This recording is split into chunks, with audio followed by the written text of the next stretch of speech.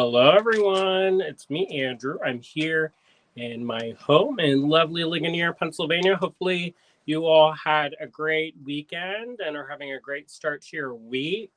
There's been a lot of going on here at Allegory Gallery. So, hopefully, you are signed up for our newsletter so that you can be up to date with everything that goes on. That's probably one of the best ways to see everything. William also updated the blog on the website that also has details on some of the things that we are currently doing. Busy, busy, busy. Hopefully you all are doing well. If you're watching, say hello. Maybe say where you're from. It's always nice to do that. I like to see where people are watching. I see Harry's watching. Hi, Harry. So if you are in the US, you may have had some 4th of July celebrations this weekend. I know the 4th is tomorrow, but a lot of people were celebrating a little bit early so that they could take advantage of the weekend. We kind of didn't do that. We kind of just had a quiet weekend. Well, actually, so Friday night, we did a make and take at Contemporary Craft. They invited us to do the epoxy sculpt bezels that we've done before. They're really fun. They're really easy. They're very satisfying. I think everybody, when they leave feeling like they did something nice. So that's a very popular thing that we do. And so Contemporary Craft asked us back, which was super nice of them.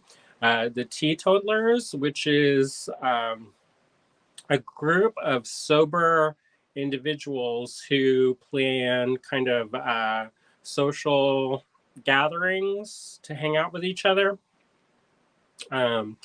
It's a nice community building thing that they do.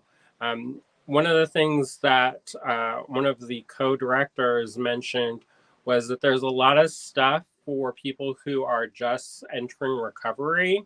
But after that, there's not a lot of programming or help for people who are trying to remain sober. So it's a really lovely group. We had a lot of fun.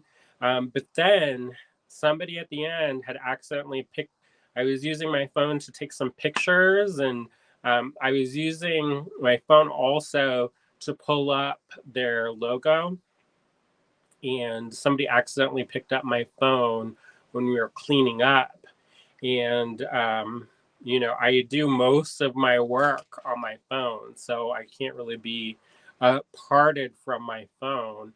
And so William, luckily, he had the tracking set turned on. So we did like a semi-high speed within the speed limit chase all through Pittsburgh. And we ended up in an area called Gravosburg, which I've never been to. I saw a lot of Pittsburgh that I haven't never seen before on this chase, but we were like tracking my location of my phone and then updating the directions and doing that periodically so that we could keep up. Because when you have that phone tracking, it lists an address of where that is. And so I pushed tracking and it followed. So we did that. And it ended up it took a lot of time to finally get to where we're going. And then luckily, it was an honest mistake. It wasn't anything like somebody was trying to steal it or anything like that. But my worry was that they would try to like unlock their phone and start pushing buttons. And with an iPhone, if you keep pushing buttons and stuff, it can lock you out completely. William said that there's a way to unlock it with with your Apple ID or something like that, but it's a much more complicated process. So I was like, we have to get there. We have to get there. And luckily we got there just in the nick of time, because when we got there, they started pushing buttons. I was like, no, stop, please stop. I was like, that's my phone.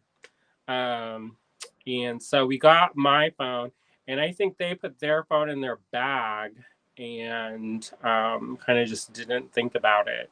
So, anyways, that was some adventures. And of course, the gas was like hovering above the E. So we're like, how long are we going to go? And we didn't know who took it necessarily. We knew it was one of the participants in the event, but we didn't know who it was.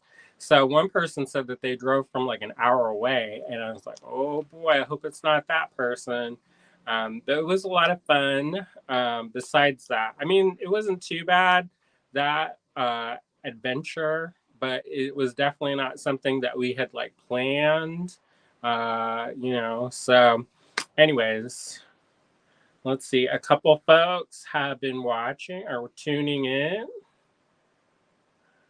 Let's see. Norma's watching. Hey, Norma. Karen's watching. Hi, Karen.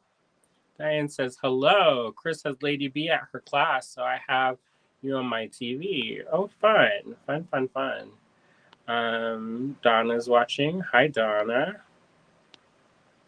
Michelle is watching. Hi, Michelle. Sally's watching. Hi, Sally. Susan's watching. Hi, Susan.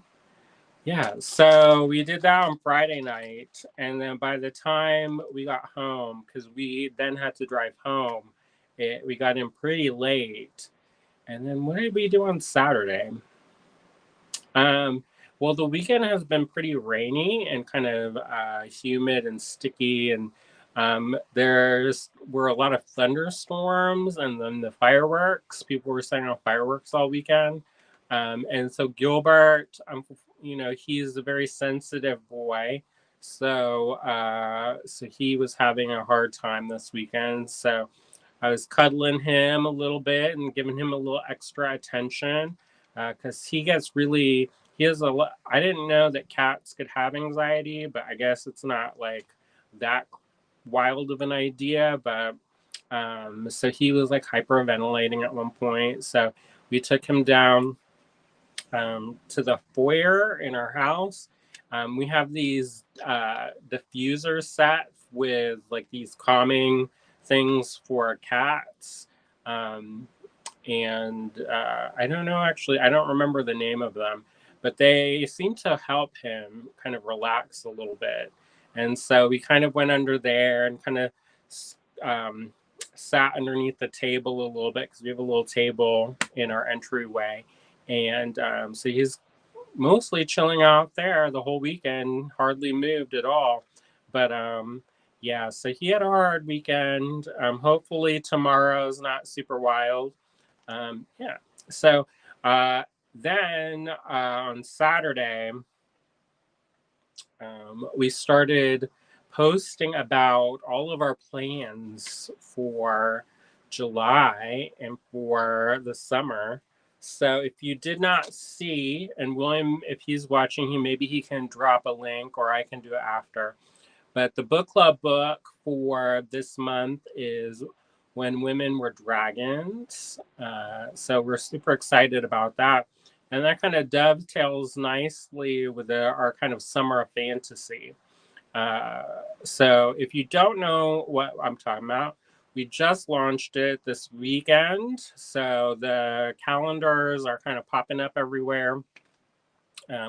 If you did not get a chance, go over there to our, maybe after we're done, but go to our Facebook page and you can see it's probably pinned to the top there, but it's a calendar that you can download, right click on it, save image or print or whatever.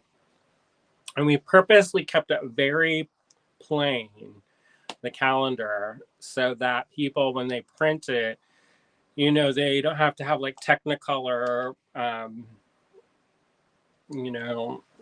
you don't need a color printer. You can do it with a black and white printer and you won't have any problems. So that's one of the reasons, like originally I was like, oh, let's make it super fancy. And then the more I thought about it, I was like, well, for one, it will be hard to print and then people won't print it if it's hard to print.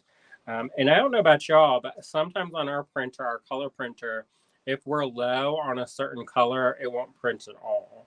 So black and white is where it's at, you know. So anyway, so that is launched.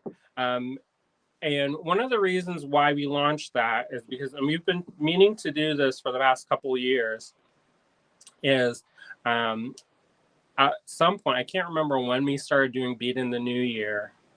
It probably was at least four years ago, maybe 5 years ago. I don't know. Time flies.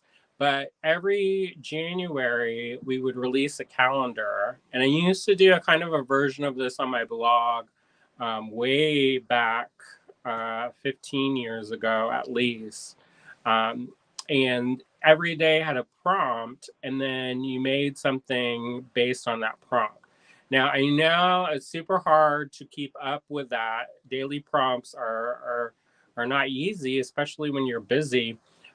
So don't worry. If you do it a day late, if you do a day early, nobody is going to be like, no, you didn't do it in the right order.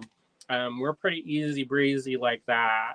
But also, we're very understandable when people are busy because we're busy also. So, anyways, you just, be patient with yourself. That's a big one. And also, I feel like it helps me when I kind of plan my projects out. And what I mean by that is, like, I kind of look, and because I do this too if I can, is what I do is I look through the calendar of prompts, and then I kind of look through, and if there's something that I don't have a lot of, then I can kind of zero in on that and order it ahead of time. That way, it's not like I'm not scrambling every day. I think it's helpful to kind of set things aside and kind of, just be a little bit mindful of how it goes. I also think that printing out the calendar is also super helpful. Then you can like cross off dates as you go. I think that gives a big boost of accomplishment when you do that. And then for any of the projects that you post, we have a designated calendar in the Allegory Gallery Design Challenge group. So that's the primary place where you're going to post things. And if you don't post it in that album, it's not the end of the world. However, what ends up happening more often than not is when people post just to the timeline in that Allegory Gallery Design Challenge group and not on the album, people post. We post announcements, we post things like this, and it gets dropped, and then nobody sees it. So the nice thing about having it posted in the album is that it's still posted to the timeline, but people can go to that album and comment on your things, and they can like your things. And I think that's really one of the perks of doing these kinds of challenges is kind of that creative community that we build together. So if you see a piece you like, be sure to tell people that, let them know, be positive reinforcement for them. Or if they have a question, jump on and lend your expertise if it's something that you can help with. But, you know, it's super nice when people can be a support system for others. And I know, like, from my own experience in my own practice, when I'm in my studio a lot by myself. So I don't always get a chance to talk to people. And if you are in that same kind of situation, especially you talk about beads, if you're in that situation also, sometimes it's really nice to have that sense of community when you post something and somebody says, "Oh, that's really nice." I know I like it. So even if you can't participate in making things, I definitely encourage you to, for one, join that group if you're not in that group already. And then number two, be active and comment, like, and support your fellow creators in that group, because I think it's super helpful. All right, I see a couple people have commented. Um, let's see, where did I leave off? Sometimes it jumps. Michelle says, Russian spiral stitch is fun. You can add another color with just thread. Yeah. Cindy is watching. Hi, Cindy. Sally says, hi, all. I moved over to YouTube. Easier to watch on my Roku TV and chat using my phone. That's good. Michelle says, my friends are responding to my shares and posts. Oh, good. Awesome. So anyway, Summer Fantasy has kicked off. And one of the things that we've been wanting to do, kind of one of these kind of mid-year creative challenges. And the reason why is that in the beginning of the year, everybody's got that I can build a house with my hands kind of energy. People are making resolutions. There's a lot of people set on making goals and being positive. And there's a power, I think, in when the world has that, where everybody's kind of like on the same wavelength. Like they call that the gestalt, when that's kind of an energy that's flowing through the world at that time. And so even if you're not really into resolutions, because I'm not really into resolutions, I feel like resolutions are kind of a double-edged sword, where it starts off good, but it can oftentimes lead to a lot of like disappointment. And then if you, or if it's like me, if you fail at your resolution, then you spiral, and then it's actually worse than before. So for me, I'm not necessarily 100% into resolutions. I am into goal setting and making plans. So that's really important to me. And I thought that this might be helpful for other people. Um, so in the beginning of the year, everybody's like, yeah, rah, rah, rah, let's go, let's do this. You got this. And there's a lot of like support at the beginning of the year. But then as real life kind of reinserts itself, and we get back into our routines. And if you have kids in the summertime, it's summertime. And, kids are out of school, or there's just a different kind of vibe that happens. And I've noticed that people, they're like, oh, I haven't really made anything. And part of that, I think, might be because people were like, they were so jazzed and pumped at the beginning of the year, and then when they don't kind of complete something, or they don't keep going, then they feel a little bit like it's a setback. So we wanted to do one of these kind of mid-year um, events, so that people could keep that kind of creative energy flowing, and to create kind of that community, and not to really pause over the summer. Because a lot of times there are like groups, like I'm in a bunch of like clubs and stuff, where we take the summers off because everybody's busy with other stuff. And so I get that. Summer is also a busy time. So I understand if people can't participate. I don't want to pressure anybody into doing it, because I know that that's sometimes also counter to being creative. But if you are up for the challenge, it's a lot of fun. I always grow from it. And I think it's a useful tool to kind of get in touch with yourself. Now, we've kind of kicked off this idea of summer of fantasy. And for me, summer of fantasy is one of those things where when I was a kid, and it was summertime, so there was no school. And so you didn't have that kind of like external place to go. Sometimes things were hard at home. So I used to ride my bike probably way too far. I Googled how far it was, and it was not close. But my local library um, was in this town called Castleberry, and anyway, so I used to ride my bike to the library, and I would check out books and kind of dive into them. And that's where I kind of found my escape from the world.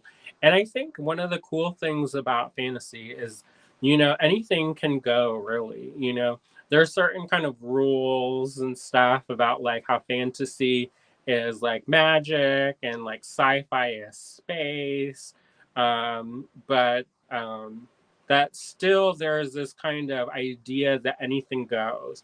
And I think that's one of the great things about that, because it pushes us to imagine more and to kind of, push ourselves to think outside of the box. Instead of looking at something that's already been done, you can look at something and then imagine something new. And maybe it works, maybe it doesn't work. You know, so it's up to you about how you approach this. Now, I know some people are not into fantasy. They're like, I hate anything whimsical. I want to be serious. I want to talk about all the problems of the universe, or they just want to make pretty things and they don't want to have to go through the thought kind of, or they're not into it, and that's fine too. So when we came up with the calendar, all of the prompts, if you look at them, they all kind of make sense. There's like a flow to all the prompts. I don't know if you noticed that or not, but we broke it down, and in ways that kind of explore the genre of fantasy, but also are neutral enough so that if you aren't necessarily a fantasy lover and you're not like draping yourselves in mermaids and fairy wings, then there are alternatives. So don't let the name stop you from participating. If you see it and you're like, that, what? No, not for me. Don't let that stop you, because there's a lot of like gray area where you can put your own stamp on things. So don't let it stop you. But if you are really into fantasy, I know some of y'all out there are like really in it to win it. We have a couple people who are really into cosplay. They go to conventions. They make their money off of selling at fairy festivals. One of our friends was just on a show on Netflix about mer people. So some people are really into it. So if you're really into it, go for it. Go for the gold or whatever, and just embrace it to the max if you want. But if you're not into it, we still left the door open for people who may not be like, dressing up as Khaleesi on the weekend. So, and if you do dress up on like Khaleesi on the weekend, there's something for everybody. So that kicked off this past weekend. Like I said, if you did not get one of the calendars, head on over to the website and download it and print it. It's super helpful to do that. That's what helps me keep on track. And I also like to plot and plan using that. Like I make a shopping list basically, even for myself. And I also shop for the store using the calendar. Anyway, so that is the summer fantasy that's kicking off. This started on July 1st, but we were since we launched it on July 1st, we kind of gave people an easy day on July 1st. But the rest of it, you can go and there's prompts for that. Like yesterday for day 2 was mixed metal, and for today is chainmail. So if you are going to be your inner alchemist, you can be your inner alchemist and make a mixed metal kind of piece. If you want to be like your warrior princess style, or warrior king, or whatever, chainmail might be for you. And also, I think that we've developed the calendar in a way that kind of pushes people to explore different ways of working. I know it's super easy once you kind of like find your thing to like stay in your lane and not deviate too much out of what you do. A lot of people say that, especially for people who are really into career building, not to stray from what you're doing and kind of keep the same thing. For me, I like to try a lot of different things.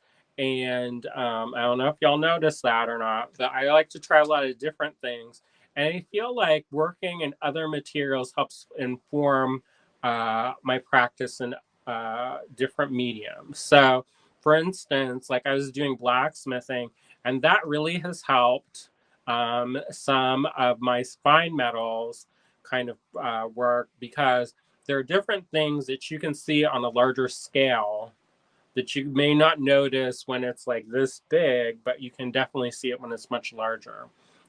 So I feel like that's really helped deepen my connectivity and relationship to metal, which has been super, super, super nice, I think.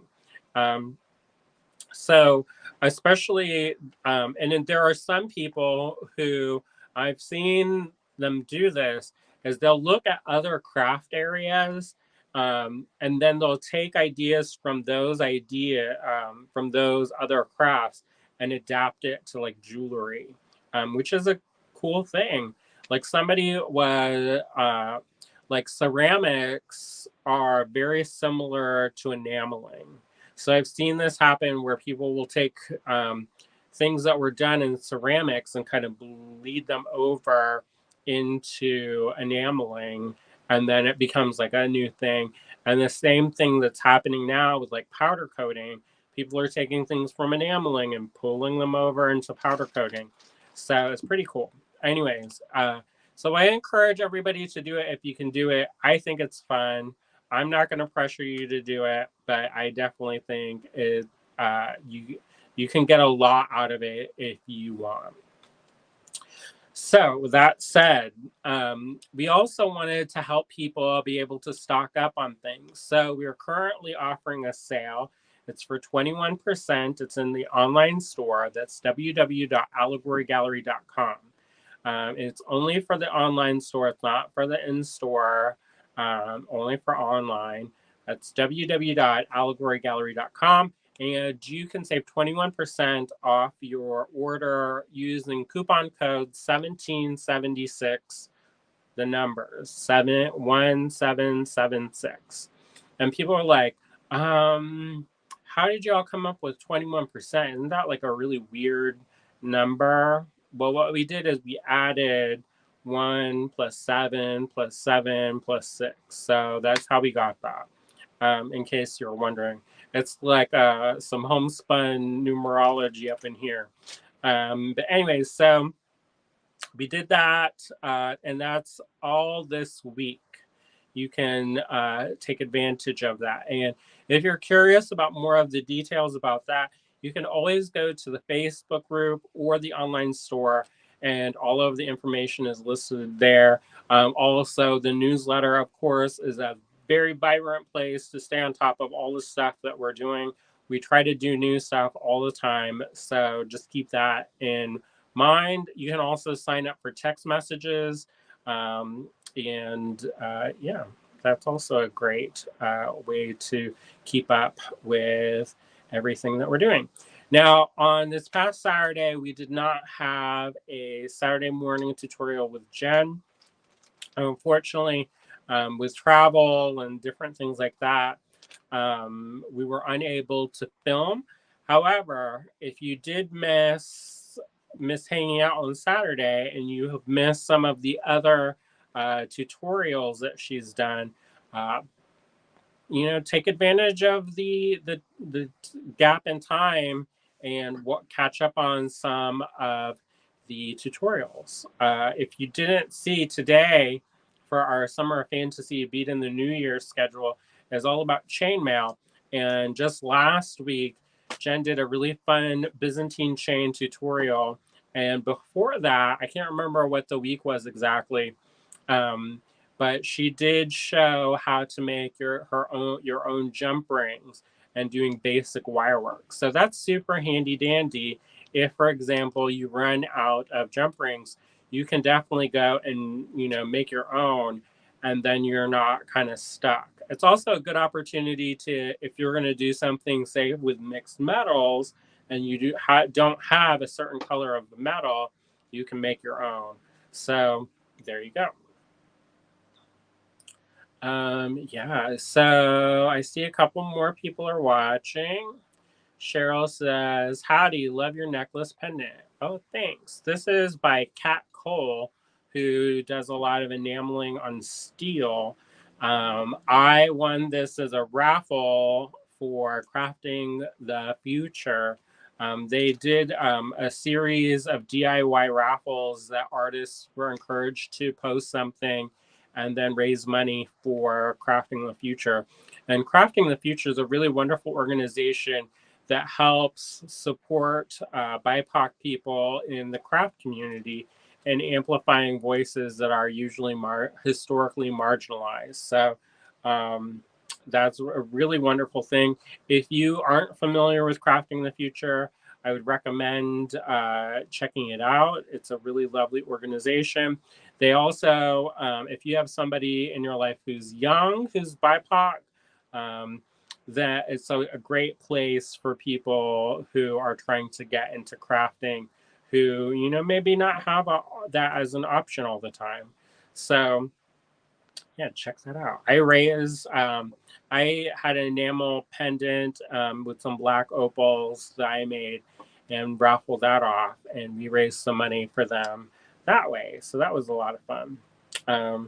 Harry says, I posted 2 pictures in the album. Oh, good. And he says, I try to do something new every day. Me too. I always try to do something. I don't always succeed at what I'm doing, but I do try to do something new every day as well. Um, I think it's really important, especially for me. I equate this sometimes to being an athlete. Um, And it's that thing where you have to set time aside for practice and development and growing. Um, some people, they kind of rely on these kind of muse, light bulb, lightning strike situations where they make when they have that revelation. But I don't feel like that's sustainable. I don't know about you, um, but I feel like uh, I don't get that as much, or it happens very rarely. And since I make a living off of the things I make, um, and I don't think that I could do that if I had to rely on those moments of clarity. So the way that I kind of do for my own personal artistic practice is I try to make something every day, whether it's something simple or something complex. I try to make something every day.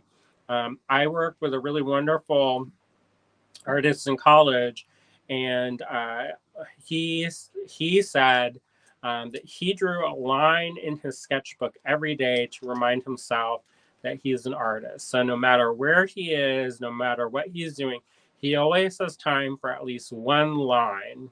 And if he could do more than one line, great. But at the very base, he did one line in his sketchbook every day, and that reminded him he was an artist. So I thought that was really poetic.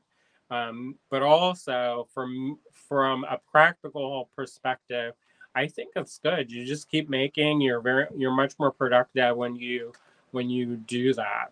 I know it's not always easy, and I'm in a kind of a spoiled situation where since our small business is based on creativity, I get to do creativity all the time. So, I get that.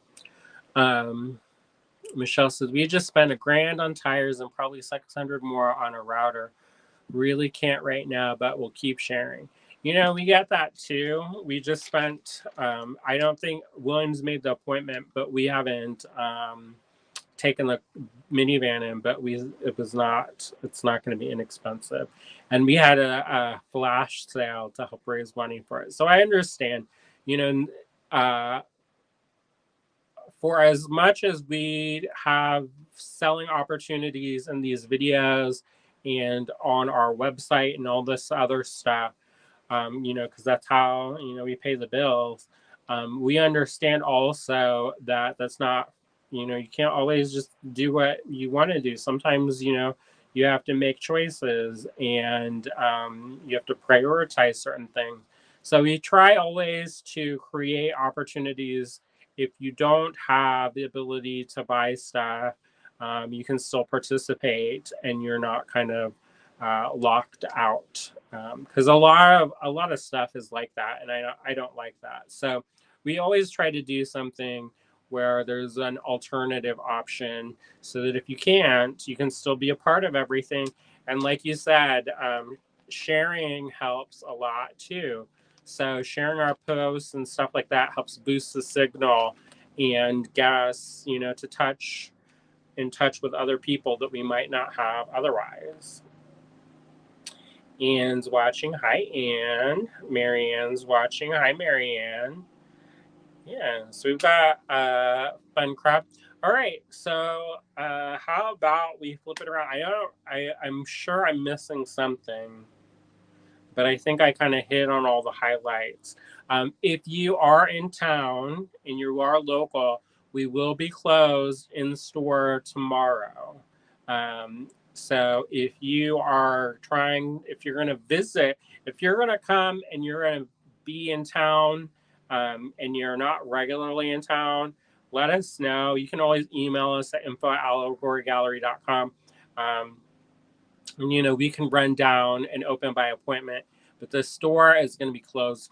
So uh, I just wanted to tell people that in case, because I know sometimes people come from pretty far to come to our shop as a destination. And if we're closed, then it's not super fun. So if you are coming from super far, just email us and either William or I will pop down and open up. But otherwise, we'll be closed to the public, because we've got stuff we'd like to do too. I don't know if William's doing anything with his family. I'm probably going to try to hopefully clean up some stuff at the cottage, because it is looks like a tornado touchdown and is a mess there. But anyways, all right. So we talked about summer fantasy. We talked about book club. I'll drop the link to the book club book. It's called When Women Were Dragons. And that is also posted in the Inspired by Reading group. If you're not in that group, join that group. It's pretty fun. It's where people share their thing. I think it'll be fun. We're trying to grow that.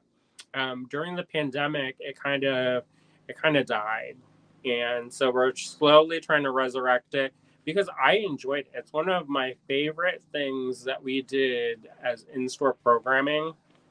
We're not having in-store meetings right now, but it's probably one of my favorite things that we've done, and mostly because of the community building that we've done through that. We've met people who, you know, will be my friends for the rest of my life through that group. So, in the meantime, we're doing online meetings once a month, and hopefully we'll get back into doing in-person meetings. But we're taking kind of a break from that so that we can build it up and get the interest flowing, and then then we'll start doing them again. Anyway, so Summer of Fantasy, the 1776, 21% off sale, book club book, and then yeah. So we're going to continue with our seed beating projects. I know seed beating isn't for everyone. I know for me, I was super resistant to doing work with seed beads, and only really got into seed beating when we opened the store. But I think it's a really fun thing to do. It's a great thing if you have if you're going somewhere and you don't have a lot of luggage space, uh, CB projects are great because you can fit this in like a little bag. I carry around a little Tupperware because it has that sealing lid that I can also use as a bead tray. Um, and it's super handy, super portable, great for summer vacations, and relatively inexpensive. And you can still stay creative and making. I know that like with some of my metal stuff, it feels like I'm moving in whenever I go anywhere. Like I got my suitcase, this bag, this tote bag. I took a Tanya Crane class, and I felt like I was like, all right, I'm here to live. And I had all this and that and this and that. So yeah, so it's super handy, super portable, and I think that's good to know. We just got a bunch of vintage seed beads, and we're going to start packaging them up so that we can put them out on the maybe on the website, definitely in the in-store. I'm working on some seed bead projects for my own fine art practice, so keep an eye on that. But yeah. Oh boy. I see Marianne says we had a tornado touchdown in the province over the weekend, a mess to clean up. Oh, I'm sorry to hear that. Hopefully nobody was hurt. And there's a couple other people who said that. And Michelle says, I love seed bead weaving. I have my beads ready. Oh, good. Yeah, I think it's nice. If anything, it's a new thing to think about. There are so many different stitches, and it's up to you how you do them, that you can kind of decide on stuff, you know. Um, like what beads you use and how you put things together, what colors you use. There's a lot of opportunity to make things your own. So I know one of the people that I'm friends with, she was so hard on herself. She's like, oh, I just make seed bead pattern, or I just make stuff from patterns, and that's fine. But I think she didn't feel like she was valid as like an artist because she wasn't doing like these giant sculptures or whatever. Um, and sometimes, just making small things or making small scale sculpture, it's just a different way of doing things. So I think it's a wonderful medium, and what you do with that medium is what makes it special. So yeah. All right. Let's flip this around, and then you can see the project. How about that?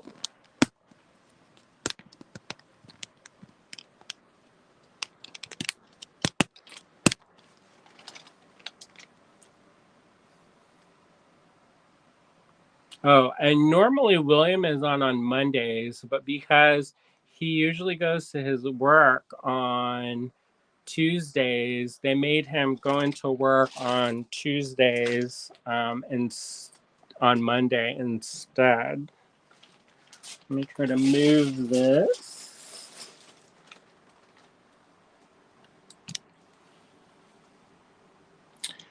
Before we get into our project, I'm going to show you another project that I worked on over the weekend. So, a part of this kind of accessibility idea, one of the things I realized is that, some of my artwork is a little bit cost prohibitive for some people. You know, I get it. There's a lot of artwork that I would love to have, but I don't always have the funds to acquire big pieces. So I always try to make some things that are smaller. And so when I was teaching, I taught at this place called Art Fest. It was out in Port Townsend, over on the West Coast, and it was a really wonderful community. It was super cool. Tisha and Tracy Moore started Art Fest back in the day, and people would come from all over the world, and there were classes, and it was at Fort Worden Park, where they filmed An Officer and a Gentleman. And the students would stay. I mean, you didn't have to stay, you could always get a hotel or stay in town, but they turned the barracks into where the students would stay, and then the officers housing is where all the teachers would stay. And so, one of the things that happened during that, they don't do it anymore, but one of the things that they did during the Art Fest event was they had an artist trading card swap. And it's kind of like baseball cards for artists. And the room, they did it in like the cafeteria room, and people would go wild. There it was like 100 degrees in the room because there was so much activity and everybody was trying to. There are certain people who were like famous who were participating, so everybody wanted the famous people's cards. And so it's a great way to meet people. It's a wonderful way to get a little bit of something something for your collection. And then it's also a way for you not to necessarily have to spend money to build your collection. So I love those things like artist trading card swaps or pin swaps. When I go to Snag, they do a pin swap. And at ECU Symposium in Greenville, North Carolina, they do a pin swap. So it's a lot of fun. You get some add to your collection. I know some people, they look for certain people and they try to, find people. So ever since then, and that's a while ago. I mean, that was probably uh, 20 years ago that I taught at Art Fest. It might have been more recent, but it was a while ago. So, anyways, so that's where I first kind of got familiarized with artist trading cards. Now, if you're not trading them, you cannot call them artist trading cards. They call them ATCs. If you're not trading, you can't call them that because that's that T. That's the T. So what they call them is ACEO. ACEO, and that's for art cards, editions, and originals. So it's ACEO. So over the weekend, I made an ACEO collection of these cards. And so what I did is I made a great big painting. I made two of them actually. I made these big paintings, and then we used a laser to cut the shape out of the big paintings, and then I collaged this on top of another ACEO size um, card, or it's Bristol board actually, but I layered up different layers of gesso and paint and stuff, and then I embellished it with some gold paint. So these will go on the website probably tonight. And I've signed them all. I might make an edition and number these also, because I probably won't make any more once these are done of this particular kind. But one thing that I liked was, for one, I like the idea that, and I've toyed around with this, um, is taking a great big piece and cutting it up, and then just having those different pieces go out into the world, and they all form a bigger picture. But I think there's something cool about that. Like there's an idea that we each of us have something that contributes to the whole. The WHOLE, not the HOLE. So, anyways, so that's one of those ideas within this. And then also, I'm very much into hands because I think like my hands are one of my greatest tools. And so I love the kind of symbolism of hands, and the idea that they are the one of the vehicles for making things. I think they also symbolize action. Like you get stuff done. If you see some hands, that's kind of like the image of getting stuff done. And then I also love hearts. I know. Like people like, oh, a Valentine's Day heart, whatever. But I do, for my own practice, I spend a lot of time with working with my thoughts and my feelings and my emotions, and I use my artwork as a vehicle to explore different ideas. So and not just ideas, but my own kind of identity and self. So for me, I think it's a wonderful symbolism, not just of like cutesy Valentine cherubic love or whatever, but also the idea of like, self love and learning to know your own who you are and learning to love yourself. So I called this little series Not Without Love, and this is kind of an homage to the handcrafted world. So I hope to do a series of these every month, of some really affordable, small scale ACEO. And then eventually, if we do eventually get a retreat going again, we used to do this thing called Creative Camp, where we turned the whole town into kind of a campus. Um, and we used to do that before we had some major construction in town, where they ripped up all of the middle of town. And so we kind of had to make alternative arrangements and we did smaller scale things. But eventually we're going to try to bring that back and have people, and then with the pandemic, of course, people were locked down and couldn't come. So maybe we'll get it up and started again. Our friend Lynn Suprock, she moved to the area and lives not too far, and she is kind of one of my creative friends, and she was on the schedule a few years ago to teach, and then I can't remember what happened, but anyway, so uh, as we get more and more creative people to the area, we're going to start trying to push more things like that, because I think it's fun.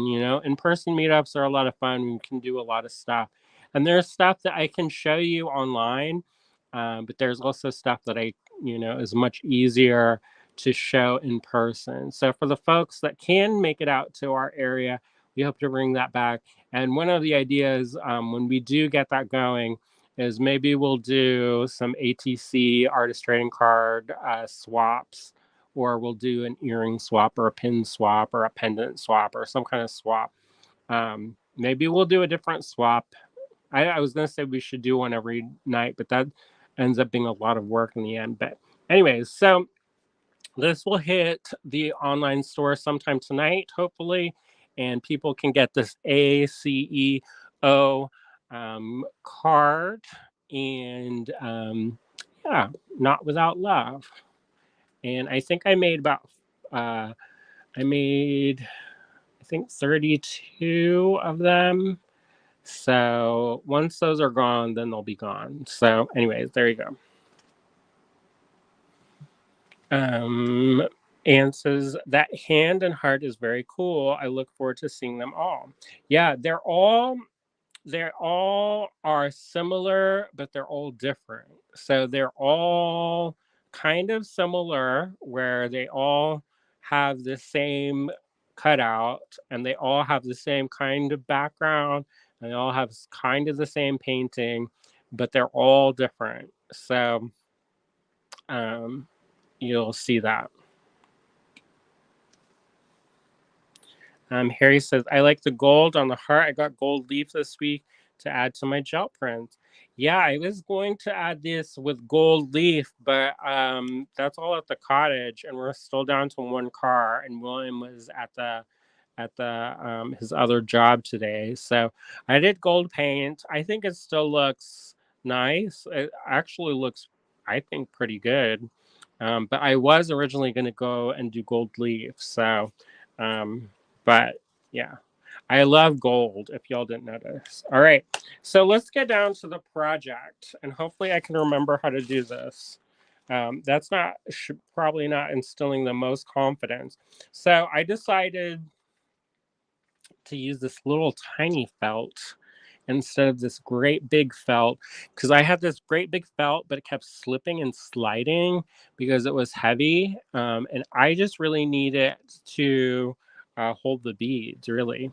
And it also cuts down on the glare from the table. Before we get to that, I'm going to show you this real quick. I made the fringe all one level. I'm almost finished with this. I just need to sew in my threads and add something to hang it from. So I might do a Russian spiral in for the necklace part of this amulet bag. So yeah. Cindy says, I'll be seeing you in September for our class. Oh, good. All right. So I've got some fire line. I'm using larger seed beads. So this is, I'm using an 8-pound thread. It's up to you. This is a thermally bonded thread for beading. It's super sturdy. I'm going to cut off one wingspan. So that's one arm and one torso length. I don't like to go longer than that, even though it is, if you're making a piece like this, it is super handy when you don't have to add thread. Now, the next thing I'm going to do is I'm going to thread my needle.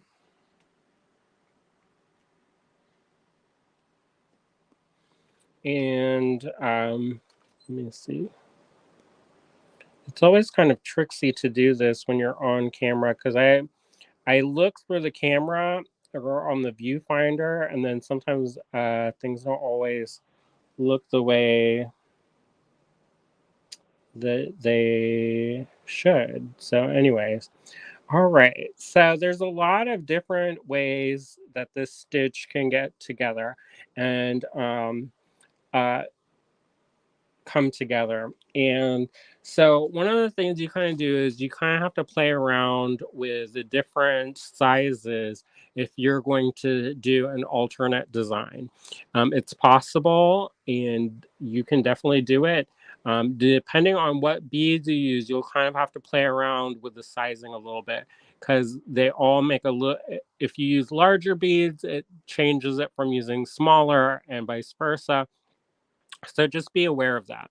Now, the other thing I want to say is that, like the name, I was kind of looking, refreshing on some of my notes, and I looked online to see if it had a different name because some people are like, oh my gosh, why are you supporting Russia? Blah, blah, blah. This is America. Um, and you just kind of have to take that with a grain of salt because tubular netting stitch in a spiral tubular netting stitch is kind of a mouthful. So, and I don't know the origins of it, but just keep that in mind. I am using slightly larger beads so that you can actually see what we're doing today because I know that it can be a little bit challenging sometimes to see. All right. So what I've got these Japanese seed beads. These are a matte seed bead and they are in a size 6. And then I have these metal seed beads and these are solid metal. They're not like a galvanized and they're in a size 8. So what I'm going to do is I'm going to pick up one. I'm going to call this A, B, and C. Red, white, and blue is A, B, and C. And then this can be D, but A, B, C, D. All right. And that's, so we'll pick up one A. We'll pick up 2 of the D or the seed beads. We'll pick up one B, 2 of the seed beads. One C and 2 of the seed beads. Normally it's 3, but I'm gonna do a little experimentation station, and we're gonna work with 2. I don't know if it's gonna actually work or not. but we're gonna okay. Let's actually do it the other way. All right. So let me do this again. I was gonna try to make a tighter spiral, but I don't want to like play around on camera and then mess up. So 1A and then 3 of this D color is the metal ones, and then 1B, and then 3 metal Ds, and then 1C, and then 3. Usually it's done with 3s, but I don't want to experiment on camera. So I went back to using 3. All right, so I'm going to walk this down to the end of my uh, thread. I'm going to give myself 5 inches or so for a tail, maybe a little bit more. And then I'm going to just tie a simple overhand knot. And then I'm going to do another knot and go through twice to kind of lock that in place. All right. And this makes a nice sturdy foundation. All right. So the next thing I'm going to do is I'm going to take my thread or my needle. I have this. And I'm going to go up through this A bead and then through the bead that's next, the seed bead that's next. All right. Now, the next thing I'm going to do is I'm going to pick up 1 A bead, 3 of the seed beads, or D.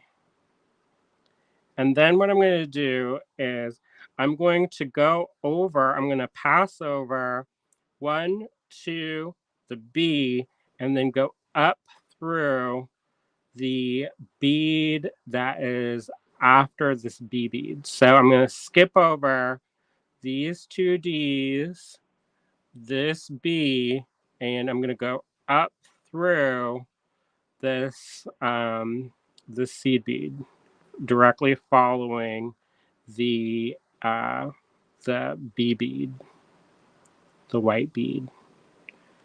All right. So whenever you pass over a bead, it's going to be your next bead color. So if you put down your project, um, since we went over through this red one, the next bead that we added was this red bead. So we passed over this white bead. So I know the next bead I have to add is a white bead. Now, one of the things that I always say when we're starting a new seed bead project is you kind of have to have faith about things working out, because sometimes when you first start going, it's a mess, y'all. It does not come together smoothly or easily, and it looks like the tension's all wonkadoodle, and it looks like somebody chewed up some gum and spit it out in your hand, but with seed beads. So just keep that in mind. Things sometimes are loosey goosey style, and only as you develop them and keep adding rows does it then make sense. So if it doesn't make sense right away, don't despair, because that's with like I can't think of one that doesn't have that problem. All right, so I'm going to pick up a B, 3 of the D beads, or seed beads, and then I'm going to go and skip this 1, 2, skip the C, and then this D bead that is directly following the C, I'm going to go up through. All right.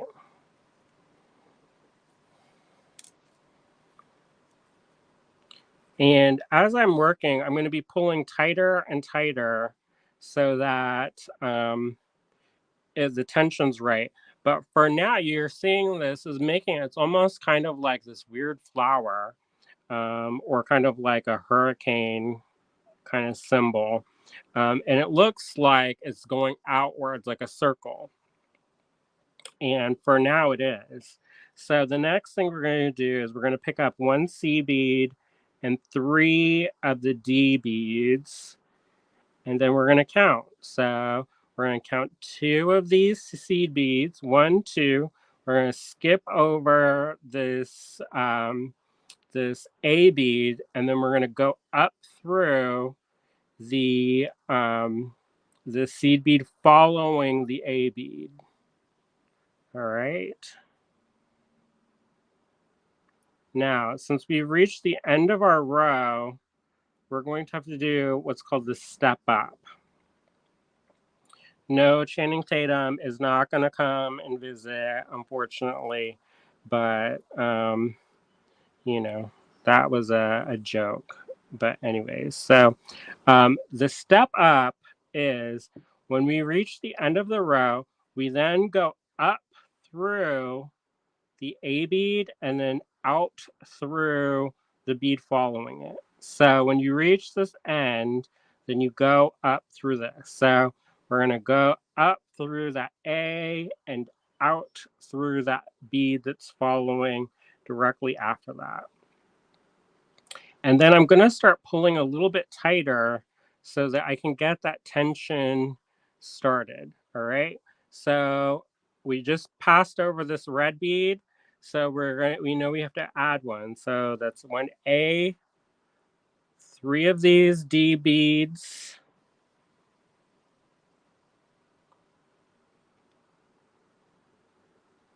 And then we're going to go over this this white bead that's coming next and through this one here. Now, I feel like as we're working around, I'm working kind of counterclockwise, the bead that's going to be next in line is going to kind of pop up. So you'll kind of see it. And that's this bead here. So we're going to go up through that bead that follows that B bead that's in the next in line. All right. So I'm going to string up, we just passed that one white bead. So I'm going to string up one white bead and three of the D beads. And then I'm going to skip over this blue bead, which is C, and go through the one that's following it. Like so. All right.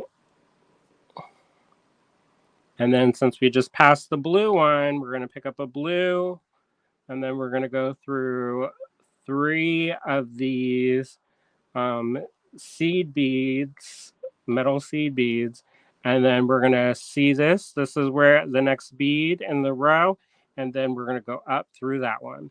And then we eventually have to do the step up. So if we know we have to do the step up as the next step, I can angle this needle so it goes up through this bead and also through the next to do the step up, which is this A bead and the bead that follows it. If you want, you can break it down so then you don't have to go. You can say, oh, I'm going through this bead and then I'm going to go through this bead and then this bead. But if you can combine the steps, sometimes it's easier in the long run. All right. So we passed our red beads. So we're going to go and pick up one of those. We're going to pick up three of those seed beads. And then we know what to do, right? We're going to go through the next B bead in the row and then the bead next to it, and we're going to go in the bead next to it. And then we passed over a white bead, so we're going to add a white bead. And three of these seed beads that are made of metal, the D beads, and this is the next bead in the row, big bead in the row. So that we're going to go into the one next to it. And you just kind of go around and around. Sometimes it will twist while you're pulling it, and that will create, you'll have to untwist it. All right, so the next one, we just passed a blue one. So we're gonna pick up one of those letter C beads, and then pick up 3 D beads.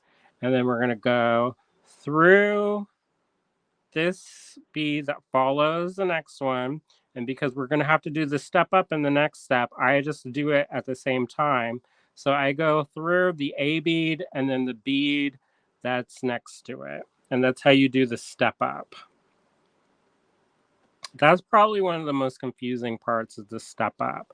But if you can get that, then um, it's relatively easy and goes together pretty quickly.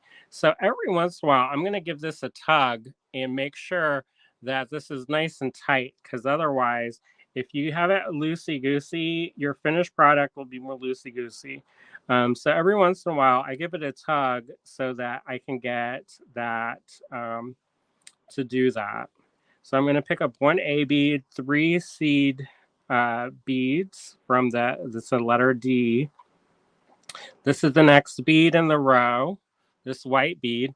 So I'm going to go into the one next to it, up through that one. And there you go. All right. So if people have any questions, let me know. I'm going to just keep doing a couple rows in front of you, and then you'll be able to see it come together, I think. So 1 B bead, 3 of these gold beads, and then we're going to pass over this blue bead and up through the bead that's next to it, and there you go. And then I'm going to pull it, keep my tension, pulling it tight. I'm going to pick up 1 of this C bead, 3 of this D bead. I'm going to go, I have the next bead in the row, next big bead, and then I'm going to go up through that one, and then I'm going to step up to the next row by going through the A and the bead that's next to it. All right. See what I mean when I say it's kind of like wavy gravy style? It's a little bit mushy right now, but as we keep adding, we'll keep getting a little bit sturdier. So we passed over one of the A's. So I'm going to pick up a red one, 3 of these gold beads, and you will need more of the smaller gold beads than you do the other ones. So then I skip over these and go into the bead that's next to the bead and the B bead there. All right. So the next thing we're going to do, we passed over a white bead. So I'm going to pick up a white one, and then we're going to pick up 3 more of these. And then we're going to go into the bead that is next to the C bead, letter C bead, that directly follows that. And it's starting to spiral. I don't know if I'll show it to you in a second once I finish this row, but you'll start to see it spiraling. And this goes together relatively quickly. It's a little bit, I like to do a core on this too, so that it doesn't have all the pressure on it. I know some people, they like to attach the clasp directly to the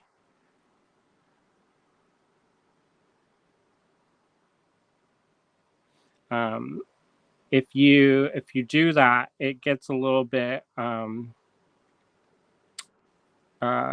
you can attach it directly to the necklet or the beaded part. But what I found is that there's a core, there's like a channel in the middle that you can use, that you can run your beads through, and that makes it a little bit sturdier, and it takes the pressure off of the beading. the beadwork itself. So this is a little bit loosey-goosey. Because I'm using bigger beads, it is a little bit less, it doesn't feel as tight. So you constantly have to adjust your tension with the bigger beads, and it does look a little bit loose.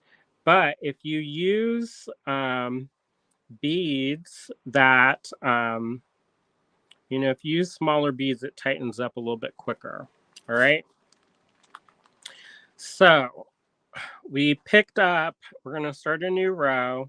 So I'm going to pick up one of these A's and then 3 of the metal seed beads, and then we're going to keep going. All right. So hopefully you all don't get super bored. We've reached the part of the video where I'm just stitching stuff. But this is one of those things that goes together relatively quickly. So if you do, you can probably finish this in like an hour. I would say that this is a quick enough.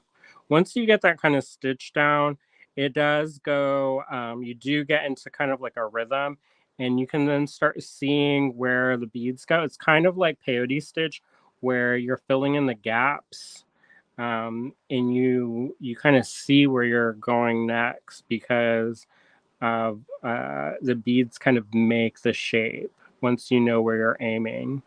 So, like with a peyote stitch, there's like it develops a gap, and you just fill in the gap.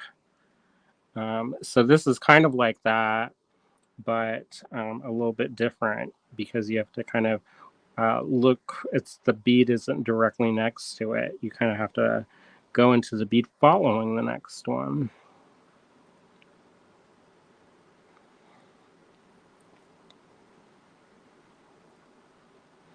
Norma says, can this be done with all beads the same size, or is D bead always a smaller size than the A, B, C?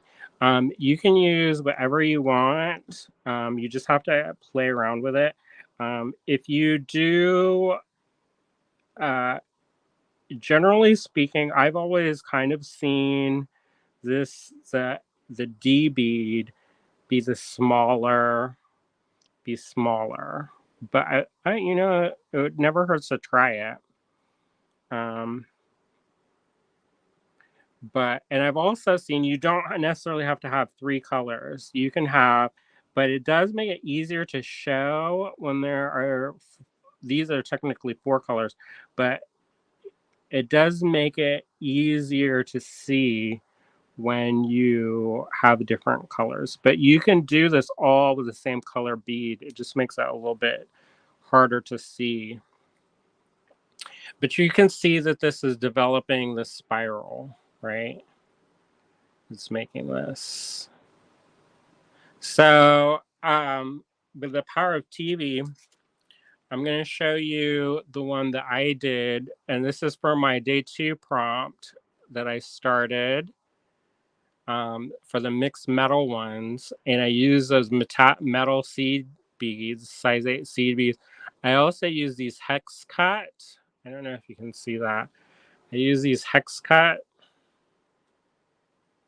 Of course, my hands look super dirty because this is the smoke colored fire line. And I use some size 15s. So it's a little bit tighter. I think you will get a tighter spiral if you have smaller beads with the bigger beads.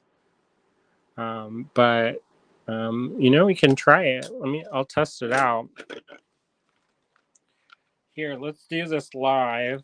If it works, it works. If it doesn't work, let's do experimentation station here. I'm going to try to do something based on Norma's suggestion. And what we'll do is we'll do a 2-color, maybe. So let's see. We'll do one of these, 2 of these, 1 of these. 2 of these. Now, I don't know what I'm doing right now, so if it works, it works. If it doesn't work, then oh wow. I'm only using 2 because I feel like doing 3, it's going to be a little bit long. But this is based off of Norma's suggestions, so if it doesn't work out, well, we know who to blame, right? LOL, just me, just kidding. All right, so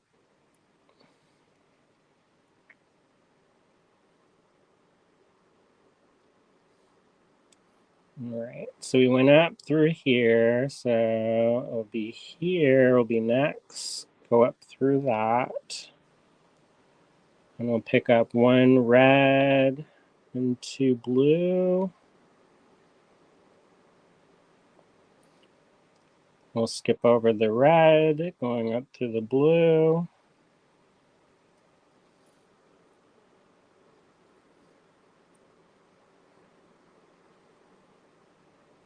We'll pick up 1 red, 2 blue. Skip over.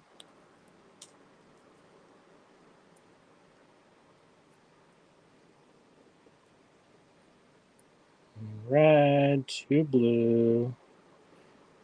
Skip over. And then step up. So when we step up, you go through your red and then through the blue next to it. And that starts the new row. So 1 red, 2 blues. This red is here, so that goes into that one next to it. And then we'll continue around. I think sometimes you just have to try things out, and then you never know. Maybe you come across something that is really cool and that nobody has done before, and you can kind of figure things out that way. Um, that's kind of my thought process of this is you just have to experiment. I'm more into making experiments than I am samples. I've noticed. Because in enameling, a lot of people, they're really into sample making, and I am not into sample making. So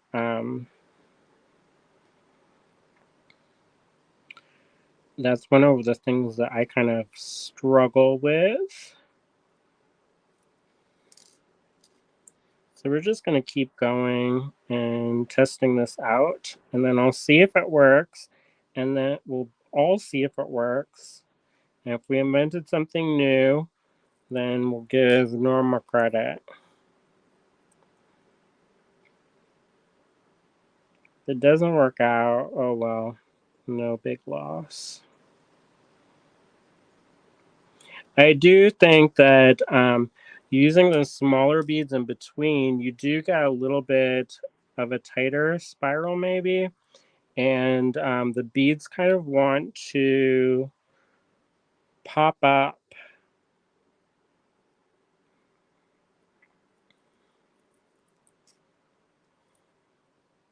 I mean, I guess it works, but how well it works is the question here.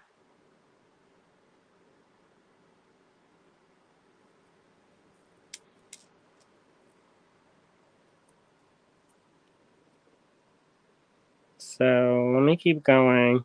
If this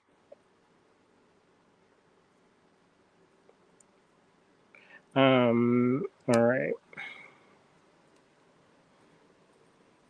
So this is what we've got so far. Technically it's working.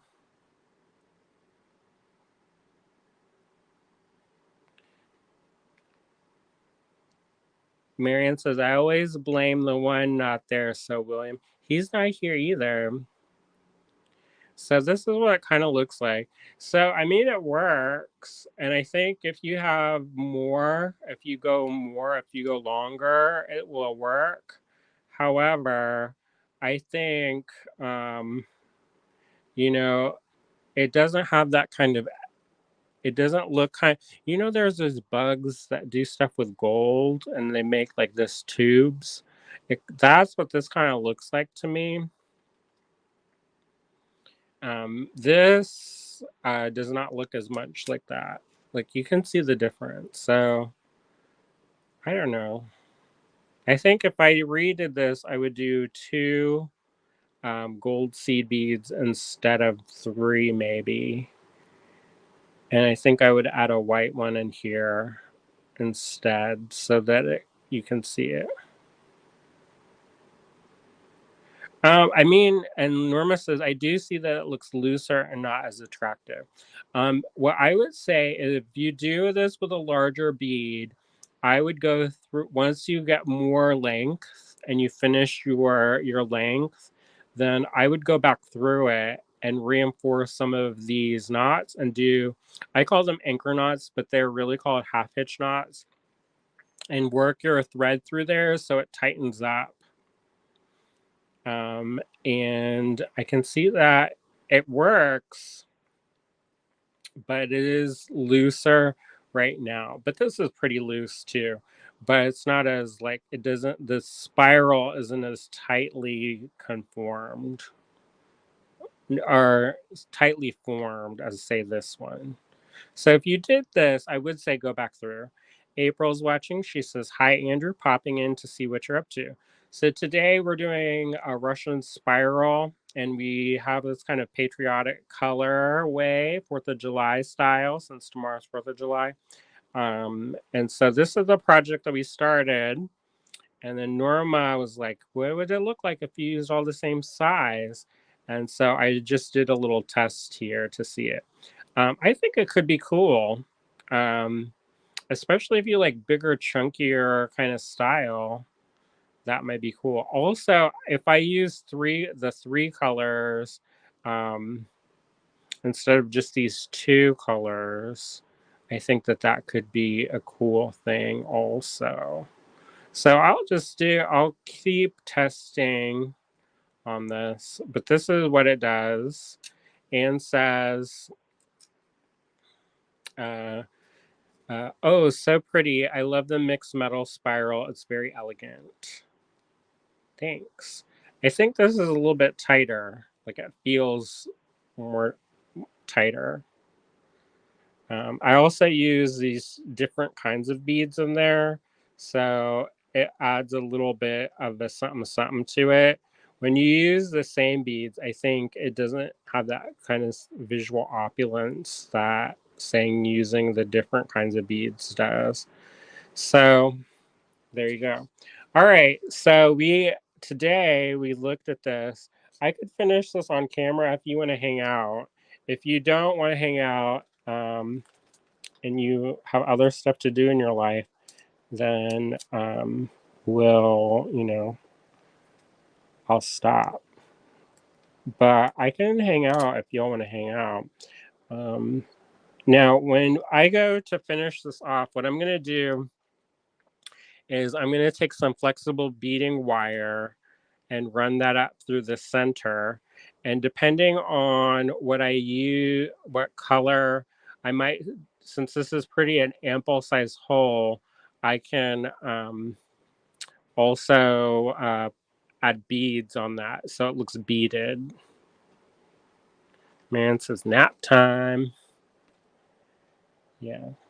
Well, if you keep watching, I might put you to sleep because this isn't like the most exciting part. Like, there are some things where like you do it, and it's like action packed. But I feel like some of these things, some of like the bead weaving stitches, not as like there's not like a instant gratification. Uh, so you just kind of have to work on it, and the more you work on them, the more evident, the more progress you make. So I don't know. There you go. So what did you all do over the weekend? Did you all do anything fun? We also started the most recent season of Witcher. on Netflix. It was pretty good. I always forget how bloody that show is, but yeah. So, did anybody do anything fun for the 4th of July?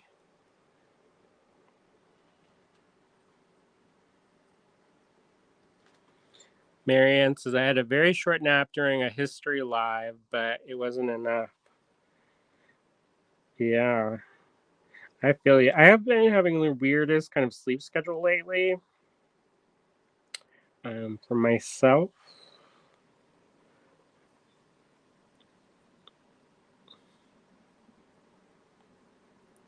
April says barbecue tomorrow. Ian says, my family got together and bleached some flannel shirts. It was fun. We're going to bedazzle them another day. I saw that. Those looked really good. Yeah, those looked really good, Ian. They're kind of Candy Cooper, Rough and Tumble inspired, but different. All right. One of my friends, she does stuff with eco dyes, and they kind of have that same flavor. And I was like, oh, I want to do that too. And then William was like, another thing, because I do all the things. I'm gonna set up. We've been reorganizing our living space so that we can have like the kittens and stuff. They're not all like gonna destroy everything eventually. So we've been going through and cleaning the house. It's kind of slow going because we're cleaning everything, it seems like. I don't know about y'all, but that seems like that's the normal thing is we just take it's like a big project. So anyways, we started cleaning stuff, and once I get that kind of settled down, I will start making paper again.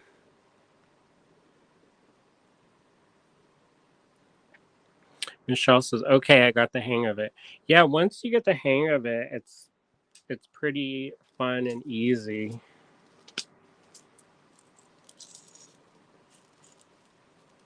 It's just that first part. Once you get that first part in, it's a little bit sloppy feeling, but once you get the hang of it, I think it goes together a little bit easier, and you can kind of see it forming.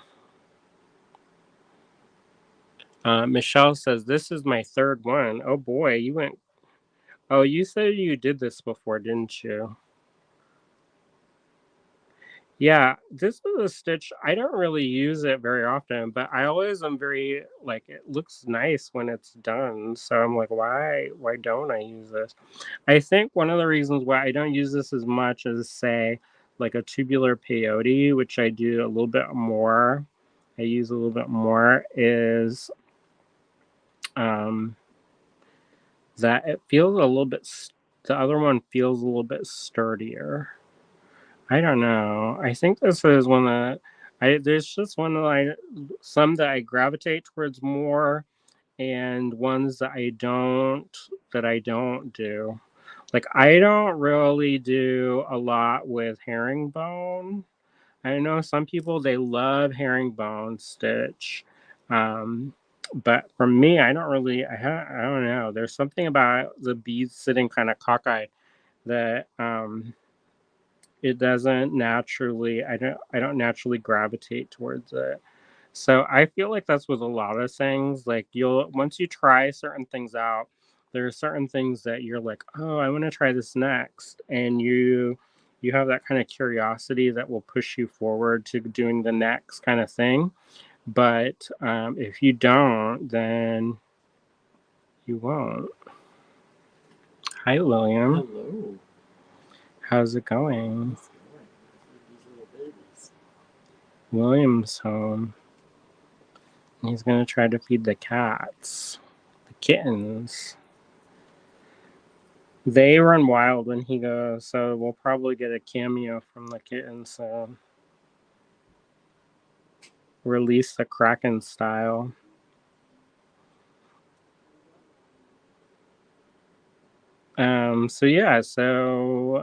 Did anybody do anything else interesting?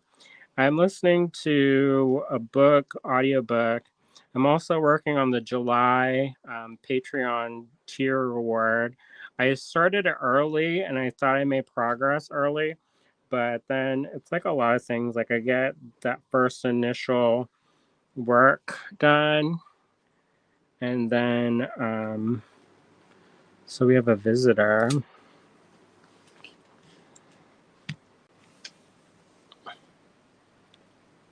Do you know who this is?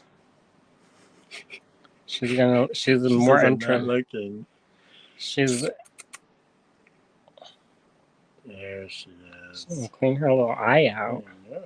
What's going on there on the side about? A booger, eye booger. Hi, boogie. So that's what we are doing today. This is the project for today. Marion says, I watched a Time Team cemetery dig. I don't know what that is.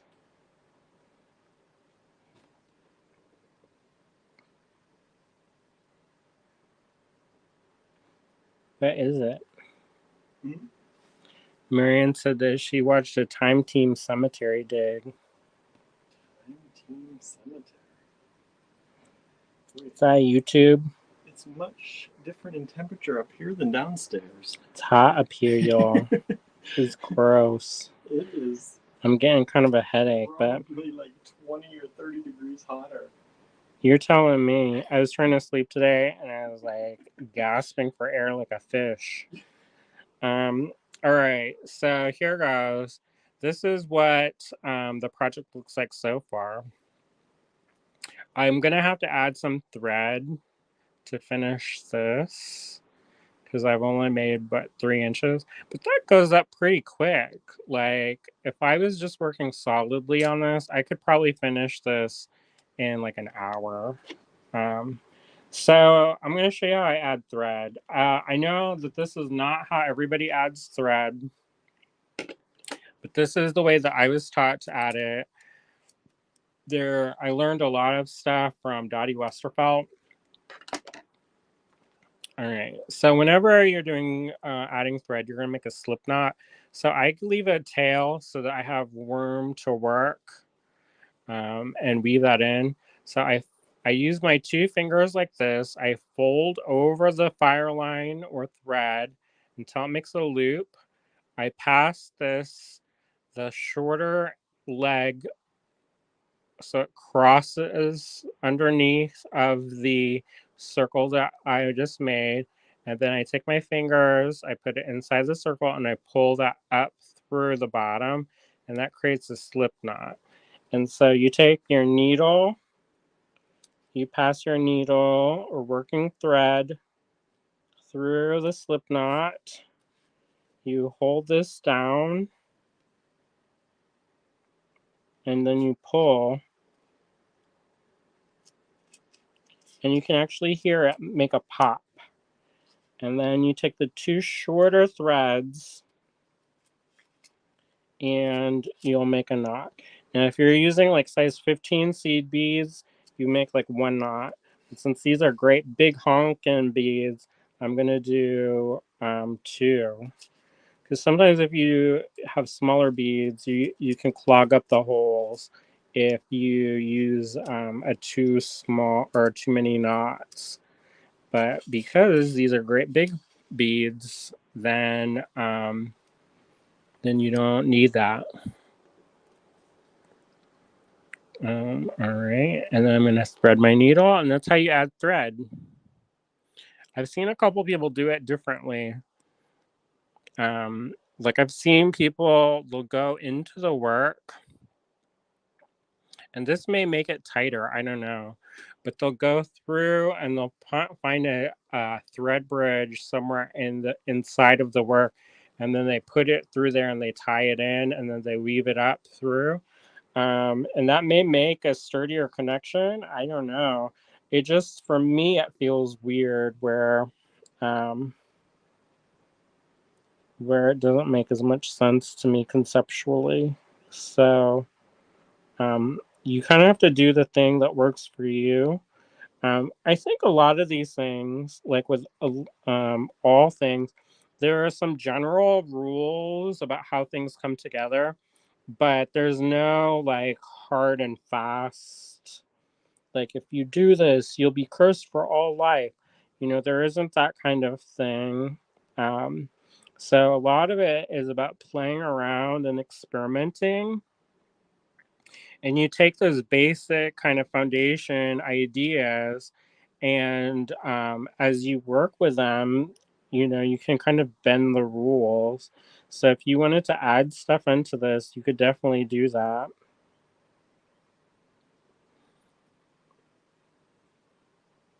Marion says this last series was an Anglo-Saxon burial site that produced a gold and garnet pendant and a gold pendant. Oh, that's cool. That sounds like something I would like.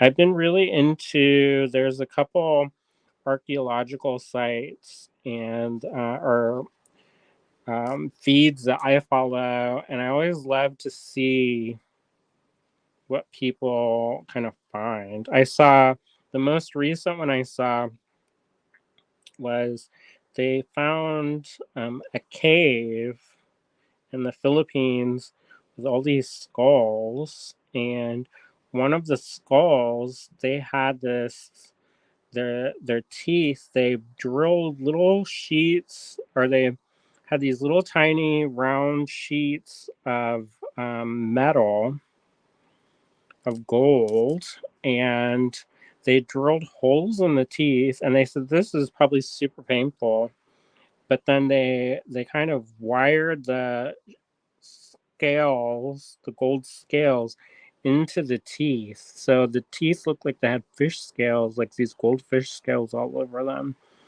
um and they're like, this was probably a very important man.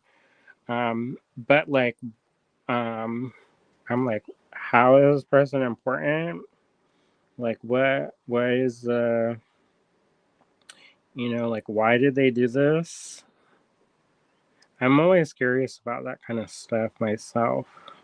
Like, adornment can mean so many different things, and I think that that's one of the reasons why I'm so drawn to personal adornment, because it's one of the oldest markers of civilization, and it's in all cultures. But just because it's universally applied to the human experience doesn't mean that all the things mean the same stuff. And so, like, we renamed the store Allegory Gallery because we kind of realized that everything has a secret story or hidden meaning that you kind of have to reveal. And so, it's like, why do people do the things they do? I'm always curious about that. And so, especially with adornments, like, what did that signify and why was it important to do it that way? Um, and I guess people don't know yet. So that's the other thing. All right. So I don't know. You all happy to hang out, or you all want to go? Because um, all we're doing is just keep doing the same thing, adding one large bead, three beads, smaller beads, and then going through. Um, oh, anyway, so the book on tape that I'm reading right now, or listening to audiobook, is Payback is a Witch. And it's just a fun one. They just debuted on Libby, so I picked that up. So you just keep going until you reach the end. If you want, you can add a bead at the end, like this, maybe a smaller. I would say maybe a 10 millimeter round.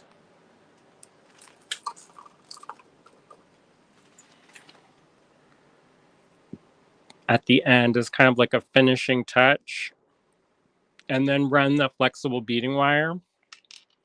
I would myself, I will definitely go and reinforce this by weaving the ends back in. But I think I would add a little bit more thread and go back through the entire piece just so that it's a little bit more solid. But I kind of like that, you know. I like it to have a little bit of movement and drape to it, but I don't want it to be too loose because if it's too loose, then it's just going to fall apart. So that's why the tension is important. All right. So what I'm going to do is go downstairs where it's cooler and not so flippin' hot. And I'm going to cool off and get a cool beverage. So what I'll do is I'll finish this up off camera and then I'll post a picture of it tonight when I'm done, which should be pretty soon. I think I'm going to pair it with this Allegory Gallery Fine Pewter toggle. And this one was included in the Sodalite mix in case you got that and you were like, oh, I don't want to use this for this. I thought that this, because there's like coils wrapped around, I thought that went really well with this Russian spiral. So what do y'all think? All right. Y'all like that? That makes sense? April says, thanks, Andrew. Looking forward to seeing the finished bracelet. It's going to look like this, but longer, and then this will be attached. So, yeah, that was kind of a dumb answer, but yeah, silly britches that I am. And so the class goes great. Thank you. Yeah, I think this is really fun. I'm also going to finish this one up off camera for my mixed metal for the Summer of Fantasy. And then, yeah. So if you do decide to make anything using Russian Spiral, you can post it in the group, the Allegory Gallery Design Challenge group. And if you do post, don't, unless it's for a prompt, don't post it in the album for Summer of Fantasy. If that makes sense, you can if it's one of the prompts, like this is for day 2 with mixed metal, but like if it's not for the Summer Fantasy, just post it in the regular timeline. Does that make sense? I think that makes sense. All right. I hope you all enjoyed that, and that if you are celebrating or observing the 4th of July tomorrow, that you have a fun and safe 4th of July. Keep yourself safe. If you're going to be doing fireworks, watch your fingers because that's important to have those. You don't necessarily, I don't know. I like to keep all my digits. So, anyways, I hope you all have a great rest of your evening. Please do share anything that you make using any of the pieces that you get from us at Allegory Gallery, or if you use any of the ideas that we've shared in our tutorials. We'd love to see what you make and how you can make it your own. I've seen a couple people taking some of the basic stitches and really elevating them with using different materials. And I've really, really, really enjoyed that. So thank you so much for sharing. We love seeing what everybody creates. And definitely, if you are in a position to take advantage of the sale, we have a sale going online in the Allegory Gallery online store, just the online store, not the physical store. You can save 21% off by using coupon code 1776. Now, those are all the numbers, so it's numerical 1776, and you can save 21%. Use that. The code is valid all week long. And if you need to stock up for Summer of Fantasy, that's a great way that you can order new stuff. And also, if there are things that you want that you don't see on the website, you can always email us at info@allegorygallery.com, and we'll do our best to accommodate y'all. Some things come from my personal stash, and things aren't sold anymore and stuff like that.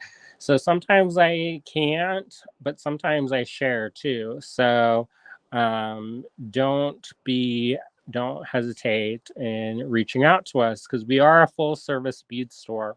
One of the other things is we have two separate, actually three different stocks of stuff that we pull stuff from.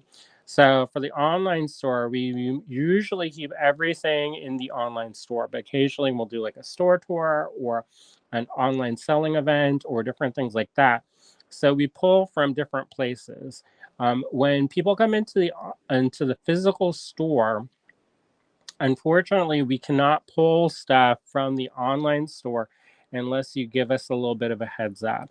William mentioned somebody had come in, they had seen some stuff on the online store, and they came into the physical store and they wanted to see it in real life, but they didn't let him know. So, unfortunately, all of that stuff is kept at a separate location.